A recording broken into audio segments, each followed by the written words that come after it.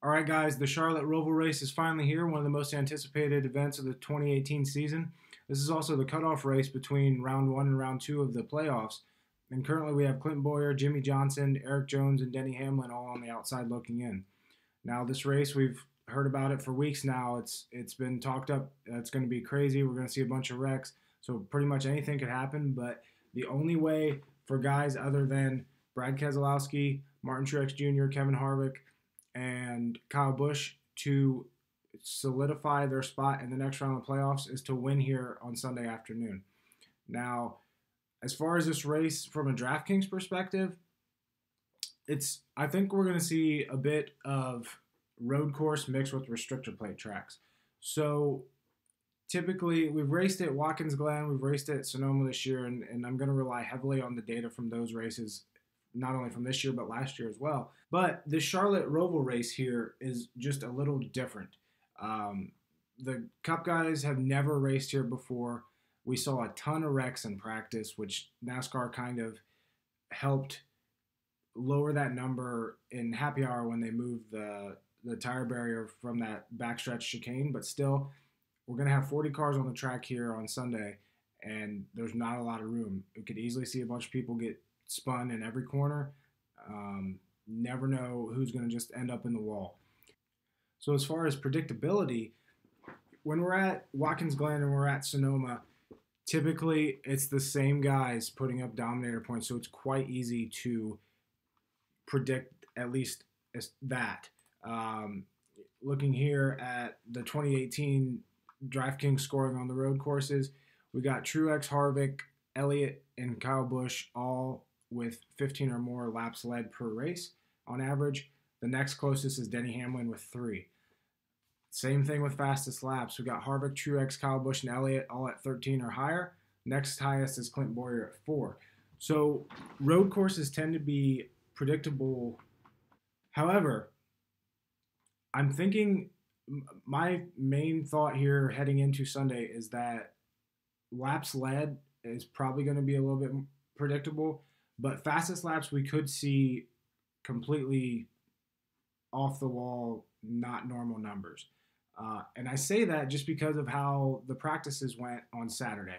We saw a bunch of movement within the practice leaderboard because guys would put up different fastest laps at different times. We typically don't see that. Usually, we get the one fast lap early and nothing really changes. Maybe one driver moving up here or there. However, we did see a lot of movement here in both practices on Saturday at the Roval. So what that tells me is this track is so difficult for these drivers that it's going to be unlikely that the same guy keeps putting up fastest lap after fastest lap after fastest lap. Instead, I could see, 10 drivers putting up 5 fastest laps each or something crazy like that. Obviously, we're going to still have one guy that's higher than the rest, but I wouldn't focus as much on fastest laps as we do in other weeks. And really, that's not the best strategy on road course races anyway. So let's take a look back here at Watkins Glen from this year. You see Chase Elliott scored the highest amount of DraftKings points due to his win, his 26 fastest laps and his 52 laps led. However, Kurt Busch was second. He finished ninth, and he scored so many points because of his place differential. Daniel Suarez was fourth most place differential once again. And the first 8 there, or is that 9? 8. The 8 highest scoring DraftKings drivers all finished ninth or better. So from a strategy perspective, you want the guys that, one, are going to get those place differential points because they are so much more valuable than dominator points this week in a way, and also the guys that finish up front. We saw a similar situation happen at Sonoma earlier this year with Harvick and Truex scoring the most DraftKings points based on their dominator points. But then, once again, you had Boyer, Kurt Busch, Almirola, Eric Jones, Denny Hamlin, and Chris Buescher right there with them, all finished 12th or better and all had a positive place differential of 11 or more. That's the key to putting a good lineup together in DraftKings when it comes to these road course races. Shifting our focus onto the starting lineup for the Roval race this weekend.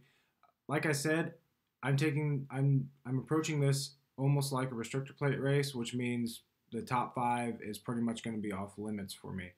With that being said, we got Kurt Busch on the pole, and he's kind of in unknown territory. As far as road course races go for the last 2 years, Kurt Busch's average start on them is 23.5 with an average finish of 7th. So that's a main reason why his average fastest laps per race is at 2, and his average laps led, he's led 1 over the last 4 races. We saw in the Xfinity race that once the leader got ahead, it was quite hard to pass them. So I could see Kurt Busch leading, 15 or 20 laps here on Sunday afternoon. But with a $9,000 price tag and nowhere to go place differential-wise except down, I do not anticipate having more than maybe 5% Kurt Busch.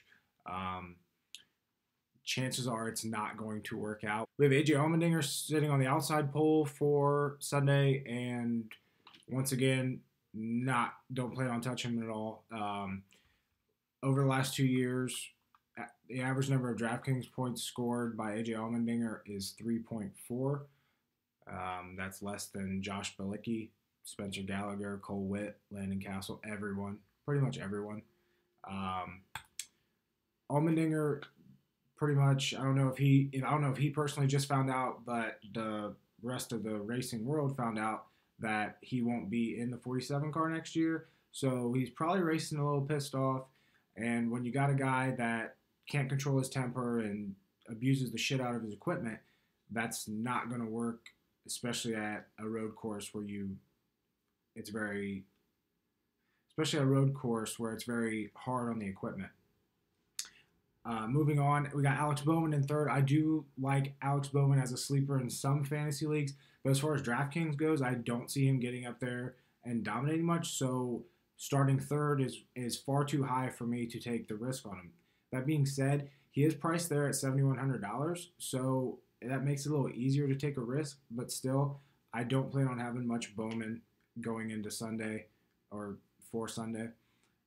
Chase Elliott's interesting because I do have him projected as the main dominator here, partially because of his starting position as well as how he's done on the road courses this year. DraftKings-wise, Elliott scored the 4th most points at 56.8 per race. He's averaging 26 laps led per race and 13.5 fastest laps per race. Obviously, that's a little skewed since there's only 2 races, but still, that the road courses as a whole tend to go in, I don't want to say shifts, but we see a group of teams be very good at them for 2, maybe 3 years, and then all of a sudden they fall off a little bit. Right now, I think with Chase Elliott, that's what we're seeing with him on the road courses, especially with his win at Watkins Glen. Now, whether he's going to be able to turn that into a good run here at the Roval, we'll have to wait and see, but I think that there is a very good chance that happens. So if I'm going to take anybody here in the top 5 on Sunday, it's going to be Elliott, and I'm going to pay up a little bit, seeing as he's priced at that 10,500 mark. That's going to make it a lot more difficult to fit in a guy like Truex or Kyle Busch or Harvick, but that should keep Elliott's ownership levels down. So if he can lead for, say, half the race and put up a 20 or 30 fastest laps and then win, I think he'll end up being in the winning lineup. I do have him ranked number 1 in my predictions for this week, so we'll have to see what happens. Kyle Larson's rounding out the top 5. He's priced at $10,100 this week, and honestly, he's not that great of a road course racer. With that being said, he did finish 6th at Watkins Glen, and that he seems to be trending more toward, I don't want to say getting how to race these tracks, but that's kind of the best way to put it. As far as the Roval goes this weekend, I won't be touching him. I don't see him being a legitimate threat to win. So sitting there, priced high, starting high, not for me. Looking at the rest of the top 10 starting positions, we got Jimmy Johnson, who's going to roll off sixth. I like Jimmy Johnson in DraftKings this week. He's not getting the finishes on road courses that he technically, I'd say, deserves. Over the last 2 years, his average finish is way down there at 20.8. But at the same time, over that same 4 races, he has the 11th best average running position. This year, he has the 8th best average running position, and his average finish is, pull it up real quick, 20.5. With the way that Hendrick is running now and has been over the last couple of months and this added speed that they found, I really like all the Hendrick cars as far as kind of sneaky plays this week in DraftKings. Chase Elliott really isn't a sneaky play, but I would consider Bowman and Johnson and Byron sneaky plays. Jimmy's 6 points below the cut line as far as the playoffs go. He needs a great race, and he publicly said that this is probably his best chance to have one. I prefer to be overweight on Jimmy Johnson this weekend. I think he has legitimate top 5 potential. He's starting 6th, which is a little high, but that's another reason for me to be overweight on him. Not going to go too crazy, but at the same time, he's affordable at 8,600, and I think he has a very good chance at being in that optimal lineup.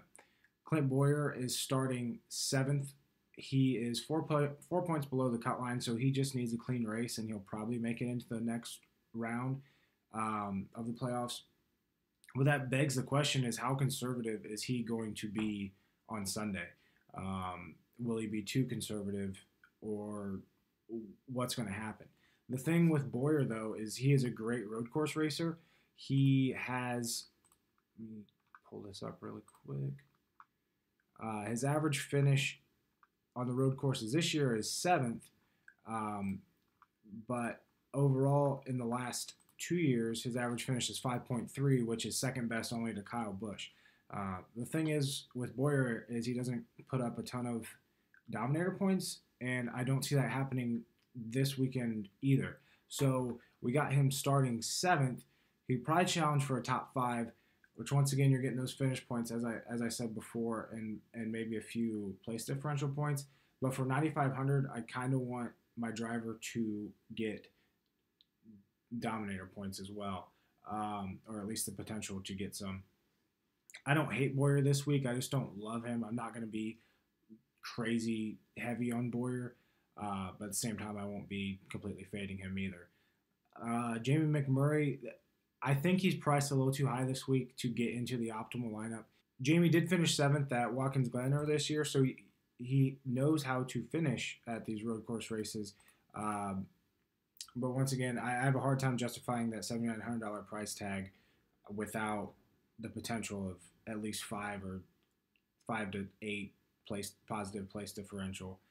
Ryan Blaney starting 9th. He's finished between 8th and 12th in the last 3 road course races, which is about where I'm expecting him to finish on Sunday as well. But once again, starts a little too high and is priced a little too high for me to really be on him heavily on DraftKings. I'll probably have maybe, like I said, like I had with Kurt Busch earlier, 5%, maybe 10% Blaney. Even that's a little too high for me. I personally won't be too heavy on Blaney this weekend. And rounding out the top 10, we have Chris Buescher, who is a very, very good road course racer. He has the 12th best average finish over the last 2 years on road courses. Once again, though, price too high, starts too high. I'll have a few lineups with Buescher, but nothing crazy. As far as other fantasy leagues, I will have plenty of Buescher, and he might even be worth a shot in FanDuel, where the negative place differential doesn't quite hurt you as much as it does in DraftKings. But from a DraftKings perspective, it's hard to imagine Chris Buescher getting in that optimal lineup. So from 11th through 20th is where things really get interesting this week. The big 3 all start in this range. We got Martin Truex Jr. at 13th, starting 13th, Kyle Busch starting 14th, and Kevin Harvick starting 19th. Truex He's the lowest price of the big three. He has an average finish of 1.5 on the road courses, and he also looked the best in practice this weekend. Not to mention he's running that blue auto owner's paint scheme again, which he always seems to dominate with.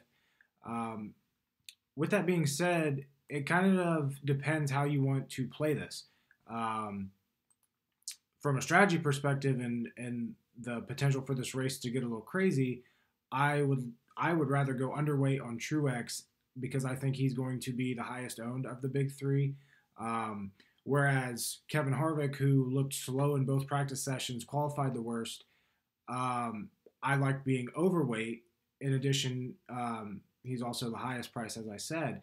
I like being overweight on Harvick because he's probably going to be the lowest owned. He also has the highest potential for place differential points considering he's starting back in 19th. From an average finish position, over the last 2 years, we got Kyle Busch at 5th, which is the best in the series. Harvick's at 7.5, and Truex is at 10.3. Looking just at this year, Truex is the best at 1.5. Kyle Busch is third best at 4.0, and Harvick's at 6th. So what it really comes down to with the big three this weekend is what kind of strategy do you want to take? They are ranked the highest on my projections for a reason because they're the best plays at this track type. Plus, they're all starting 13th or worse.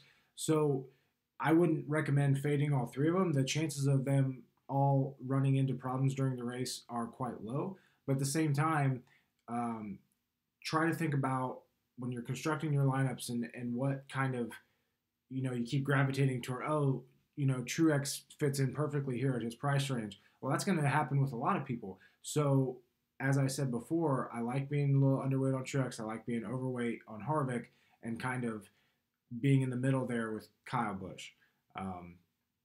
Really not a bad play in all three of them, though.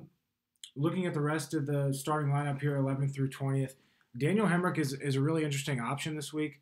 This is his second Cup Series race. He raced the first Richmond race this year. He started 22nd, finished 32nd.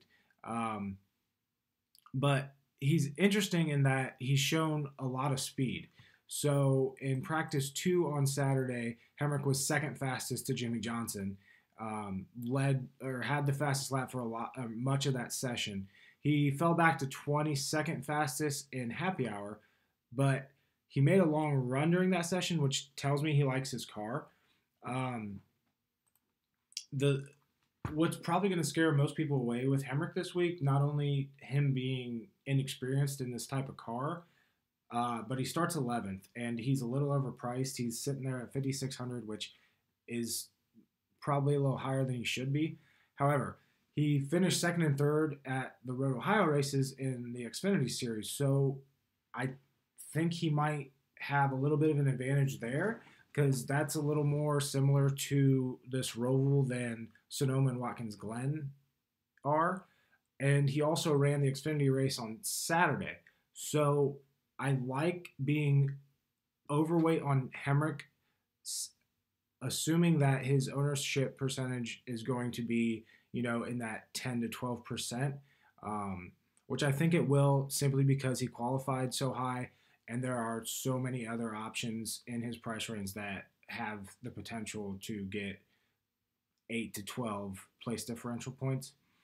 Eric Jones is officially going to be scored starting from the 12th position, but he will go to the rear because he absolutely destroyed his car in practice 2. He's 21 points below the cut line, so it'll be interesting to see how aggressive he gets during the race on Sunday. It's starting in the rear of the field, he's probably not going to get any stage points in the first stage. So as the race goes on, I think it's very likely that Jones and the 20 team could get more and more aggressive. The thing is, Jones is a very good road course racer. Over the just looking at this year, he has an average finish of 6th on them. And an average start of 14.5. So as far as this weekend goes, though, I like being overweight on Jones simply because he has the negative aspect of starting in the back.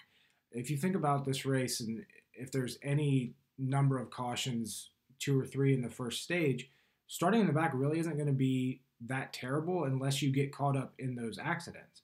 So if that negative perception shifts his ownership percentage to very low and Jones gets back up to his original starting spot at 12th by the end of stage 1, he's going to end up being a very good play on Sunday, and he's very affordable at 7,400. DraftKings, I'm not sure what they're thinking about with him.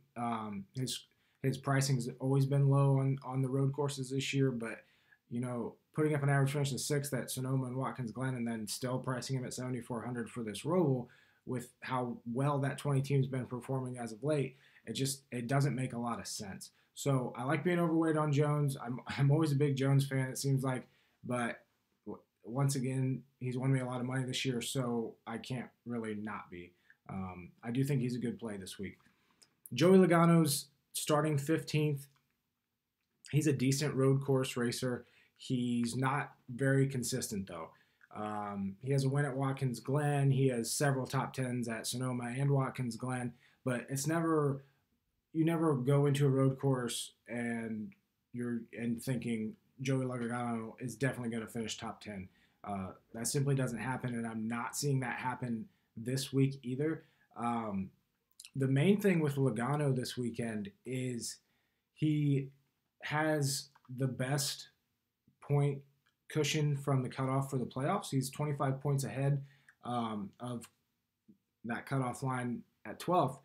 So he doesn't need to do anything crazy this week, and he can afford to give up a few positions during the race, I think, depending on how it all plays out. So for him to start 15th and maybe have a 10th place finishing potential, yeah, that's decent points for DraftKings, but then you get to looking at the cost of the actual driver, and when he's at 8,800, not worth it in my opinion. Obviously, Logano's worth a little bit of exposure, but nothing standing out to me this weekend that says, hey, you need to be on Logano heavily. So that's where I stand with him. Trevor Bayne sitting there in 16th. This is an interesting play because he's shown decent speed all week.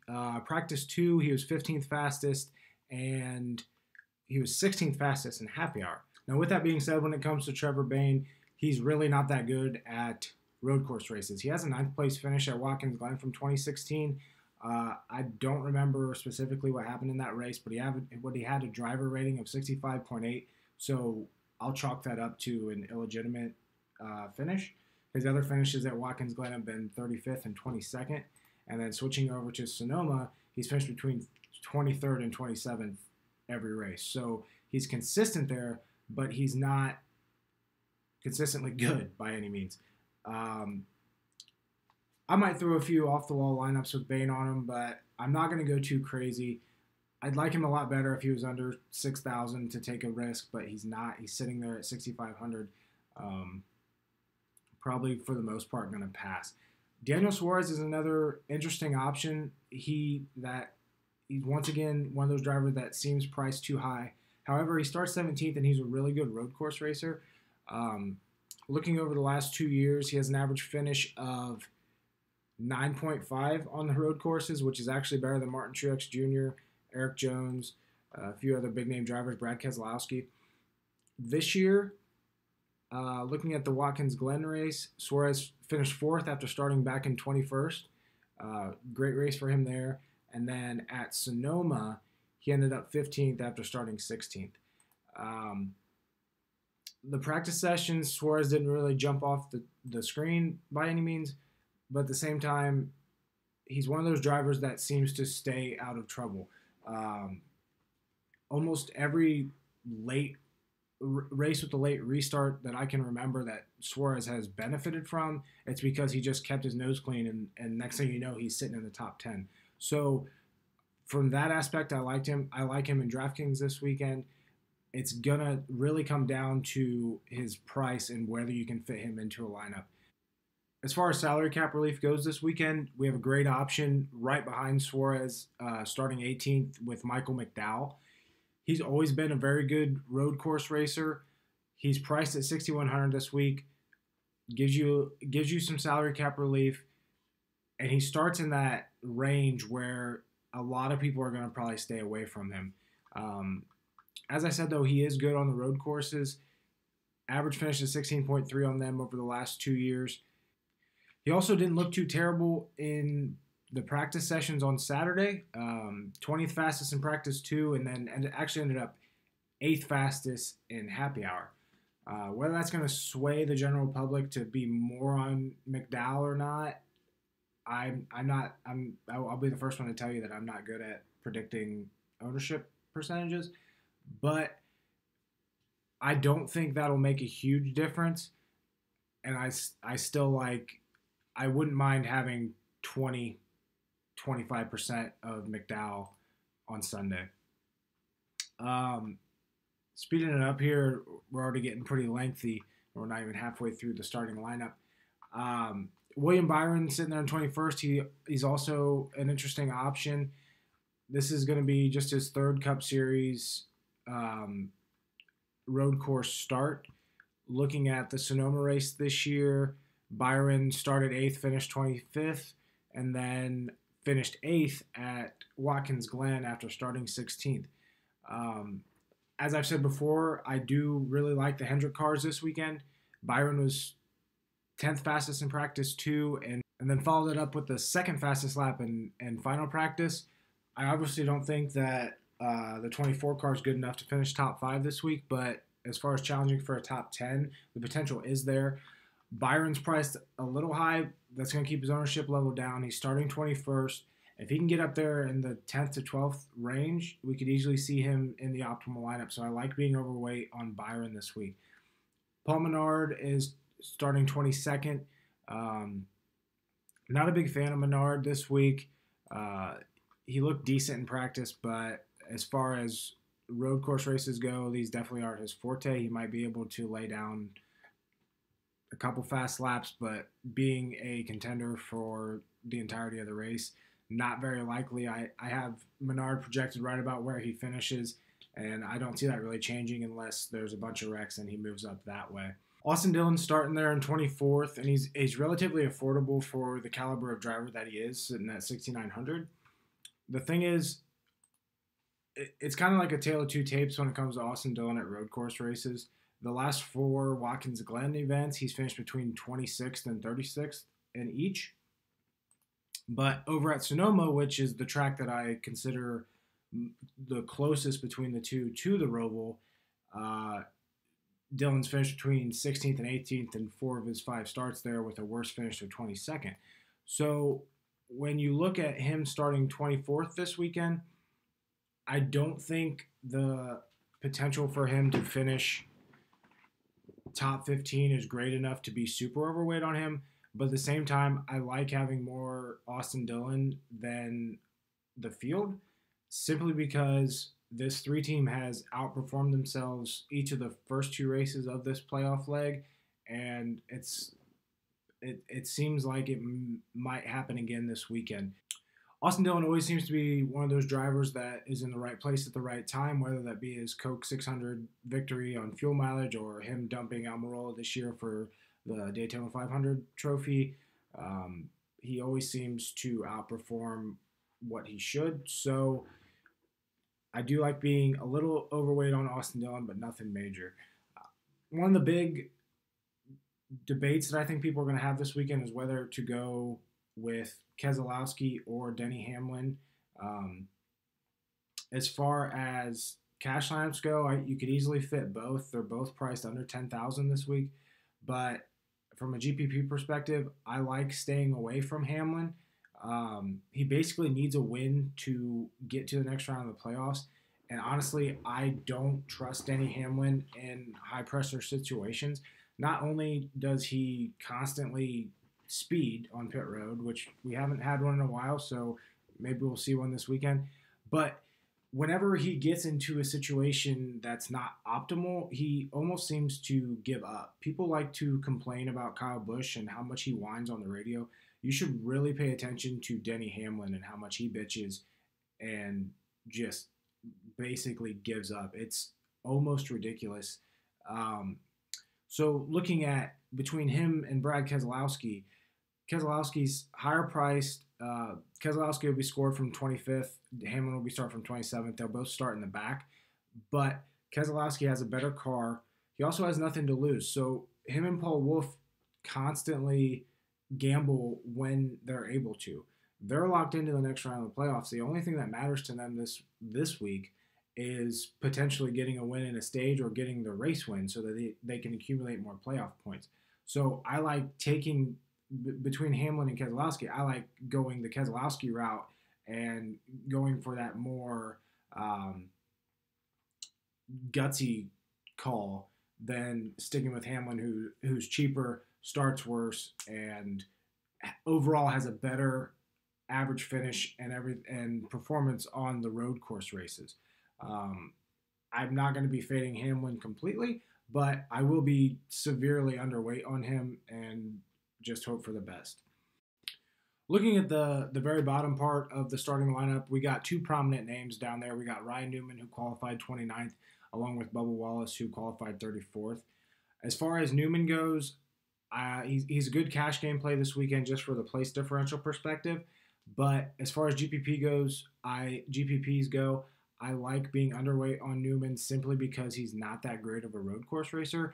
So I could see him finishing between 18th and 22nd, but that's not going to get him in the optimal lineup. So like I said, good cash game play, but GPP not liking it. Bubba Wallace, I think a lot of people are going to stay away from Bubba Wallace this weekend just because he has wrecked so many times. He absolutely destroyed that car in the first practice on Saturday. He's had a very rough weekend. Obviously, qualifying worse than Cole Witt is rough enough, but when you destroy your car, it has to be a confidence killer. Does that open the door though to being overweight on Wallace? If we get early wrecks in this race on Sunday, and let's just say 10 drivers are out of the race early or even late, all of a sudden Bubba could easily finish top 25, maybe even top 20 just by staying alive and not running into the wall. He finished 29th at Sonoma this year, which was his first road course race in a Cup car, and then improved to 25th at Watkins Glen. So I like the improvement that we saw so far with Bubba Wallace.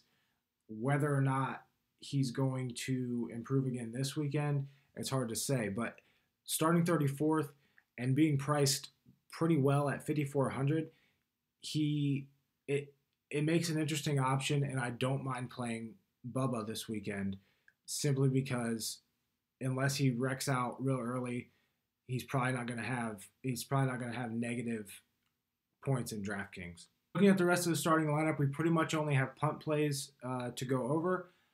I do think that those guys, those underfunded teams, are in play this weekend. I'm treating the Roval as a road course with a bit of restrictor plate potential, as I said before. So if those guys can stay out of trouble, they can easily get you great value for their low prices. Looking at a guy like Cole Witt, who's priced at 5,300 and always seems to stay out of trouble, if he can pull off a top 25, he can be a great play there. The best option I see down there, though, is Jeffrey Earnhardt, who does have trouble staying off the wall, but when he does, that 96 car isn't terrible. And the main reason I like that 96 car is because Parker Kligerman did run it at Sonoma and at Watkins Glen. He finished 23rd at Sonoma after starting 34th, and he finished 24th at Watkins Glen after starting 27th. Now, obviously, that's not the same driver, but it is the same car. Jeffrey Earnhardt starts 37th this week, so he's very unlikely to get negative DraftKings points. He's also priced very nicely at $4,700, which is going to allow you to stock up on the guys Truex, Kyle Busch, Chase Elliott, higher price guys. So that's where I'm at for the Charlotte Roval. I wish you guys the best of luck. Hopefully we can all make some money tomorrow. I don't plan on playing as much as I normally do simply because I'm already looking ahead to Dover next week, which is typically one of my best DFS tracks. Also, the unpredictability of this race tomorrow, I kind of just want to sit back and enjoy it. Like I said, though, good luck. If you have any questions, don't hesitate to reach out. See ya.